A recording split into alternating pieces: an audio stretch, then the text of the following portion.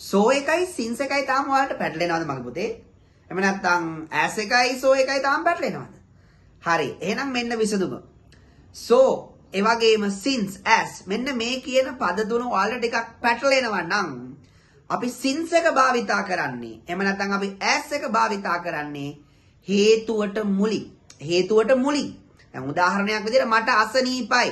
එතන හේතුව තමයි අසනීපයි. එහෙනම් අපි භාවිතා කරන්නේ එක්ක since එහෙම නැත්නම් as. ඒ වගේම so එක භාවිතා කරන්නේ ඒ හේතුව කරන කොටගෙන ඇතිවෙන ප්‍රතිඵලයට මුලින්.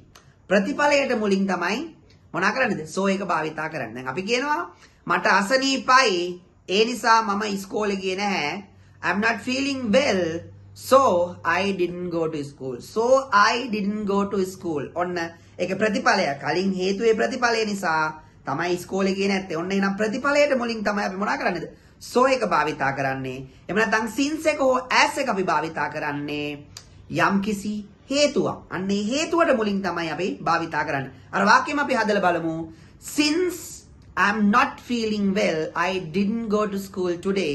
එහෙම නැත්නම් as I'm not feeling well, I didn't go to school today. එහෙනම් ඔන්න දැන් ඔයාලා දන්නවා since එකයි so එකයි as එකයි පැටලෙන්නේ නැතුව වාක්‍ය හදන්න. එහෙනම් උදාහරණ කීපයක් comment section එකේ comment කරගෙන යන්න.